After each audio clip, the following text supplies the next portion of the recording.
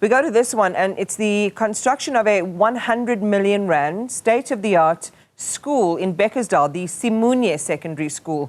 This is on Gauteng's West Rand, which is still incomplete, and a contractor has been blamed for the delays there. The Gauteng Education Department says this contractor has missed 2 deadlines, one in October of last year and then another in June of this year. Newzroom Afrika's Zola Sholwana is there for us and joins us now. Zola, I know you've been there for a few hours now. What have you been able to ascertain? Well, Iman, we started at the school that is currently under construction just to see the progress and how far the school is. According to the SGB, they were told that the school will be complete by September. But if you had to go there and see, it's not even close to being complete.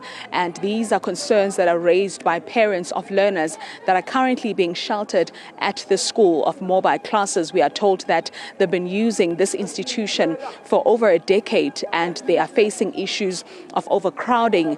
The state of the school is not supposed, in fact, learners are not supposed to be subjected to these conditions. And parents are saying that this matter has to be urgently attended to because these learners need to be removed from these mobile classes because in winter time they have to bring blankets because their windows are broken, and it's actually quite terrible. There's just water running, and they are pleading with the Department of Education to come on board and address the issue of the school that has been standing as a white elephant for over 2 years. But let's bring in one of the parents and who's also a community leader, and Dr. Paseka. So thank you very much for your time. Paint us a picture of how these learners are living currently, as we understand that they've been using these mobile classes for over 10 years. As I alluded in my earlier interview, this school was established in 1993. But in 30 years of the so-called democracy, they're still learning in mobile schools. These mobile schools are without windows, without doors, without proper sanitation, and without proper reticulation of water, which means the material conditions doesn't allow for our kids to be taught in this environment.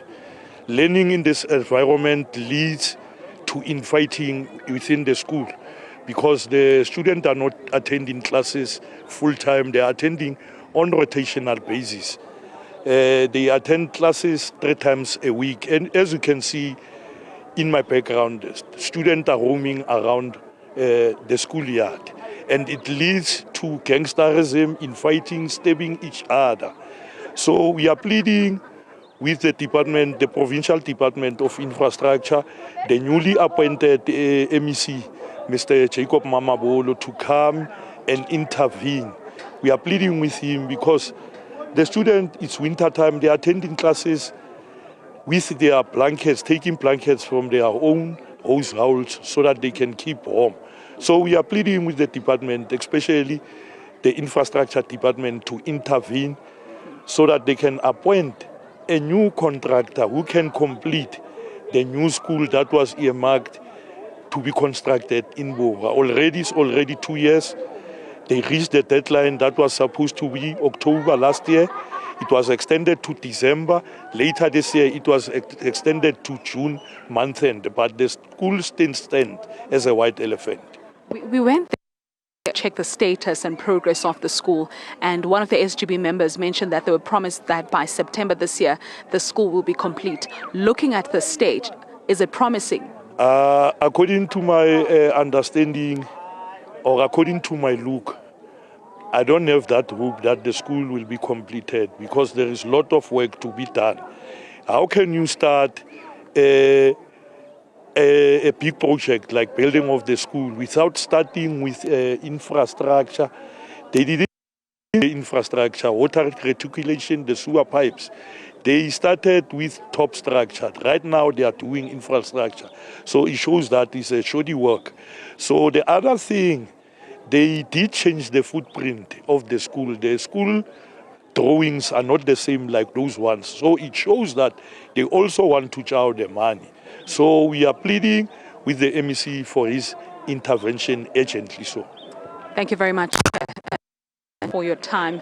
Iman, what he's essentially saying is that they feel like they are being robbed together with their children, as they're supposed to be attending a school, that is well resourced, not an institution of this kind where there has to be overcrowding in classes, where learners don't, stay inside. Most of them actually spend a lot of time, outside the school premises, and that's a reality that Simunye Secondary School learners are facing. It's winter time, it's cold, their windows are broken, and they are urgently pleading together with their parents, for urgent intervention on this matter. Back to you in studio. Zola, thanks. And we'll share with our viewers some of the picture that you gathered earlier of the structure itself. And I guess one of the follow-ups is with the Gauteng Department of Education and perhaps, hopefully, even the contractors themselves. How much were they paid? Was the project paid in full? Why would they have been paid in full if it in fact happened for a project that has missed several deadlines? Zola Sholwana, thank you very much, talking to us about this unfinished, supposed to be state-of-the-art school on Gauteng's West Rand.